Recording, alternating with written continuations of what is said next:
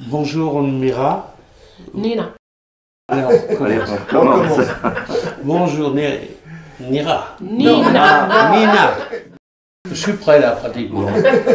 Bonjour Nina. Vous êtes la directrice du centre de... Ça fait 10 ans que le Secours populaire de Loire-Atlantique aide, par l'intermédiaire d'enfants réfugiés du monde, les Sahraouis, les camps de réfugiés sahraouis qui se trouvent en Algérie. On a eu de très très bons contacts et entre autres on a eu un contact avec une femme extraordinaire qui est la sage-femme d'un camp de réfugiés. Avant c'était un dispensaire en ambulatoire seulement pour les maladies banales, fièvre ou diarrhée ou quelque chose, les premiers soins. Mais depuis que j'ai été directrice de ce dispensaire, on a commencé à faire les suivis des femmes enceintes et les accouchements après. Et elle nous a montré tous les problèmes qu'il y avait dans les camps de réfugiés. Entre autres, le manque de matériel et surtout... Le premier point du besoin ici au dispensaire, c'est le problème du transport.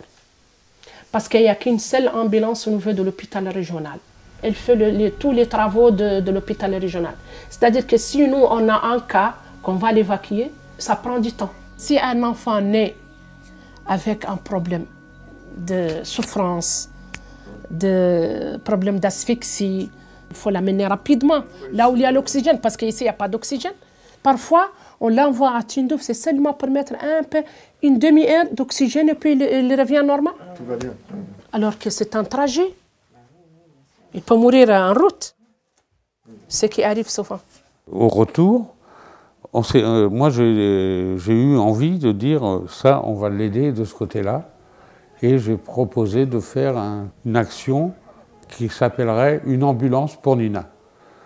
J'ai appelé à peu près tous les comités où on en a discuté dans la commission monde et on a dit top là, on essaye de faire ça. Comment ça va? Ah, ça fait plaisir de te voir. C'est vrai que je t'ai pas vu. Nina est venue cet été, elle vient en France tous les ans avec les enfants, sahraouis, etc.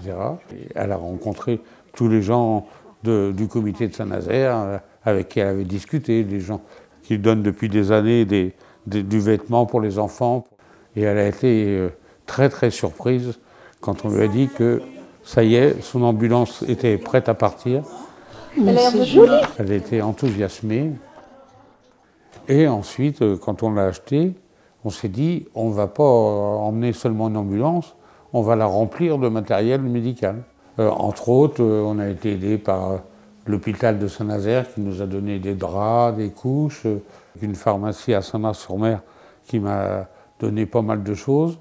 Et bien sûr, les comités ont donné financièrement de l'argent qui m'a permis d'acheter beaucoup de choses.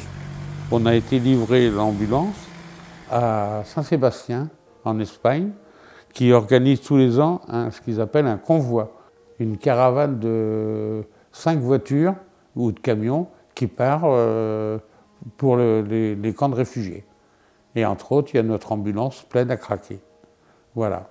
On attend maintenant son arrivée au fin mars, début avril, elle doit être dans les camps.